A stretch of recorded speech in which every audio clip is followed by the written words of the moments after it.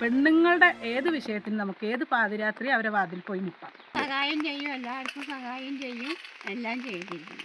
എനിക്ക് താത്ത വീട് വാങ്ങി തന്നിട്ടുണ്ട്, പഞ്ചായത്തിൽ ഉണ്ടാക്കിയതാണ്. എന്നാലും എനിക്ക് സഹായിച്ചു തന്നിട്ടുണ്ട്. നോക്കും ഞങ്ങൾക്ക് ഇപ്പൊ ഉറുപ്പ് പോയാലും കൂടെ ഞങ്ങളെ അമ്മായിട്ട് തന്നെ ഞങ്ങൾ വരി നോക്കും. എല്ലാവരും മക്കളും കുട്ടികളും ഇല്ലെങ്കിൽ ഞങ്ങളെ കുടുംബം മൊത്തം ഓളെന്നെ നോക്കിയതും വീടും കൂടി ഉണ്ടാക്കി തന്നതും ഒക്കെ എല്ലാരും ഇന്ന് മരിക്കണ സമയം വരെ നോക്കിയതായിരുന്നു. 4 അഞ്ചെത്തിമാര്, അത് 4 ആള് ഞാനാണ് വിവാഹമൊക്കെ കഴിച്ചെടുത്ത്. അമ്മ ഒറ്റക്കല്ലേ ഉള്ളൂ. ഇത് വയനാട് ജില്ലയിലെ ചുണ്ടയിലുണ്ടായിരുന്ന റുഖിയാത്തേനെ അറിയാത്തവരായി ആരും ഉണ്ടായിരുന്നില്ല. കാരണം കേരളത്തിലെ തന്നെ ഏക ഇറച്ചി വെട്ടുകാരി എന്ന പേരിൽ അറിയപ്പെട്ടിരുന്നു. പെൺകരുത്തിൻ്റെ പ്രതീകമായി പല സ്ഥലങ്ങളിലും ആദരിക്കപ്പെട്ടു. ജീവിത പോരാട്ടത്തിനിടയിലാണ് അവർ ഇറച്ചി വെട്ടുകാരിയായത്. കഴിഞ്ഞ കുറച്ച് ദിവസങ്ങളായി രോഗാധിക്യത്തിൽ കിടപ്പിലായിരുന്നു. ഇടയ്ക്ക് പുറത്തിറങ്ങണം എന്നൊക്കെ പറയുമ്പോൾ വീൽ ചെയറിലൊക്കെ ഇരുത്തി ആളുകൾ പുറത്തിറക്കും. കുടുംബശ്രീയും അതുപോലെ തന്നെ പലരും റുഖിയാത്തയെ ആദരിക്കുകയൊക്കെ ചെയ്തു. കാരണം അവരെക്കുറിച്ച് ധാരാളം മാധ്യമങ്ങളിലൊക്കെ വാർത്തകളൊക്കെ വരികയും ചെയ്തു. വനിതാ ദിനത്തിലൊക്കെ സ്ഥിരം വാർത്തകൾ ഇവരെക്കുറിച്ച് വരുമായിരുന്നു. ഇത് റുഖിയാത്തയുടെ കൂടെ ഉള്ള കുടുംബക്കാരും എല്ലാവരുമാണ്. കൂടെ ഉണ്ടായിരുന്ന കൂടപ്പിറപ്പുകൾ, അതുപോലെ തന്നെ ലക്ഷ്മി എന്ന ചേച്ചി കുറേ പതിറ്റാണ്ടുകളായി റുഖിയാത്തയുടെ കൂടെ ഉണ്ടായിരുന്നു. അവർക്കൊക്കെ റുഖിയാത്തയെക്കുറിച്ച് നല്ലത് മാത്രമാണ് പറയാനുള്ളത്. കഴിഞ്ഞ ദിവസമാണ് റുഖിയാത്ത വിടവാങ്ങിയത്. ജീവിതത്തിലെ പ്രതിസന്ധി ഘട്ടങ്ങളിൽ പകച്ചു നിൽക്കാതെ സധൈര്യം പോരാടിയ ധീരവനിതയായിരുന്നു. അവരവിവാഹിതയായിരുന്നു. സ്വന്തം ജീവിതം കുടുംബത്തിനും സമൂഹത്തിനും വേണ്ടി സ്വയം സമർപ്പിച്ചായിരുന്നു അവർ ജീവിച്ചത്. തോട്ടം തൊഴിലാളിയായിരിക്കെ സമയം കണ്ടെത്തി ചെറിയ ബിസിനസ്സൊക്കെ ചെയ്തു. പിന്നെ നാട്ടിലും മറുനാട്ടിലും അറിയപ്പെടുന്ന കാലിക്കച്ചവടക്കാരിയായി റിയൽ എസ്റ്റേറ്റ് മേഖലയിലും പ്രവർത്തിച്ചു. കലാകായിക പ്രവർത്തനങ്ങളിലും ജീവകാരുണ്യങ്ങളിൽ പ്രവർത്തനങ്ങളിലെല്ലാം സജീവ സാന്നിധ്യവും അവരുടെ പങ്കാളിത്തവും ഉറപ്പുവരുത്തിയിരുന്നു. കൂടപ്പിറപ്പുകളുടെയും സഹജീവികളുടെയും ബുദ്ധിമുട്ടുകൾ മനസ്സിലാക്കി എപ്പോഴും സഹായത്തിനെത്തുന്ന റുഖിയാത്തയുടെ സഹോദരിയാണ് ഇപ്പോൾ നമ്മളോട് സംസാരിക്കുന്നത്.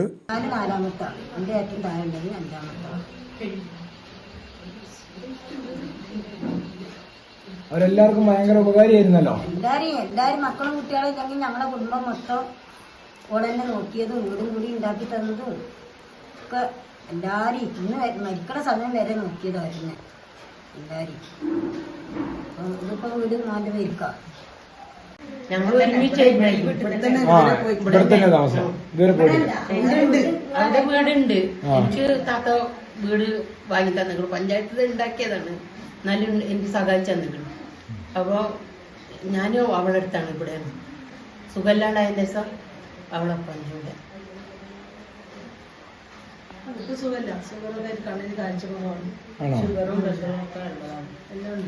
കൂടിയിട്ട് ഇവർക്കിപ്പോ കണ്ണിന് കാഴ്ചയില്ലല്ലോ. എന്താണ് ഇനിയിപ്പോ ഇവരുടെ അവസ്ഥ? എന്താണ്?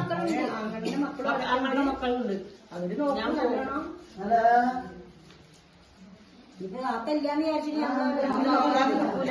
നോക്കും. ഞങ്ങൾക്ക് ഇപ്പൊ ഉറുപ്പ് പോയാലും കൂടെ ഞങ്ങളെ അമ്മായിട്ട് തന്നെ ഞങ്ങൾ വരി നോക്കും. എല്ലാ സഹായങ്ങളും ഇവർക്ക് വേണ്ടി ഞങ്ങൾ ചെയ്തു കൊടുക്കും. എത്ര വയസ്സിലവരുടെ കൂടെ? ഞങ്ങൾ 73 തൊട്ട് 1973 തൊട്ട് കൂട്ടുകാരിയാണ്. അപ്പോൾ എസ്റ്റേറ്റ് കുട്ടികളെ കൂലിയിൽ ഇറങ്ങിയതാ. അങ്ങനെ കൂട്ടുകാരിയാണ്. സഹായം ഞങ്ങൾക്ക് ഇന്നലെ എന്തൊരു കരച്ചിലാണ് കരയുന്നത്. എല്ലാവർക്കും സഹായമാണ് ഉറപ്പുണ്ട്. ഞങ്ങൾക്കൊന്നും വലിയ തെറ്റ് പറയാൻ ഉറപ്പുണ്ടില്ല. ഇന്ന കാലം മുതൽ റുഖിയാത്താനെ ഇവിടെ കണ്ട പരിചയമുണ്ട്. ഞാൻ ഈ നാട്ടുകാരിയല്ല. പക്ഷേ അവർ നമ്മൾ എന്ത് ബുദ്ധിമുട്ട് പറഞ്ഞ് പോവുകയാണെങ്കിലും ഏത് പാതിരാത്രിയാണെങ്കിലും അവരില്ലയെന്ന് പറയില്ല. പിന്നെ അതേപോലെ തന്നെ നമ്മളെ കുടുംബപരമായിട്ടാണെങ്കിലും സമൂഹപരമായിട്ട് ഏത് കാര്യത്തിനും എന്ത് വിഷയത്തിനും നമ്മൾ റുഖിയാത്താത്താൻ്റെ അടുത്ത് പോയിട്ടുണ്ടെങ്കിൽ അവരതിനനുസരിച്ചിട്ടുള്ള നിലപാടുകൾ അവർ ചെയ്തു വരും. നമുക്കൊരു കരുത്താണ് അവരുടെ അടുത്ത് പോകുമ്പോൾ. നമ്മളൊരു എന്താ പറയുക, അത്രയും വേണ്ടപ്പെട്ട ഒരാളാണ്. പേടിയാണ്. എന്ത് കാര്യം നമ്മൾ അവരോട് പറയുമ്പോൾ അത് സത്യസന്ധമായിരിക്കണം. അതിനവരതിൻ്റെതായ നമുക്ക് പെണ്ണുങ്ങളുടെ ഏത് വിഷയത്തിനും നമുക്ക് ഏത് പാതിരാത്രി അവരെ വാതിൽ പോയി മുട്ടാം. റുക്കിയാനെ ഞങ്ങൾ ഇവിടെ തന്നെ ഉണ്ടായതല്ലേ, റുക്കി ഞങ്ങളൊക്കെ ഇവിടെ ഉണ്ടായതല്ലേ. റുക്കിയാൻ ഇവിടെ പെറ്റു വളർന്നല്ലേ, ഞങ്ങളൊക്കെ ഇവിടെ തന്നെ ഉണ്ടായതാ.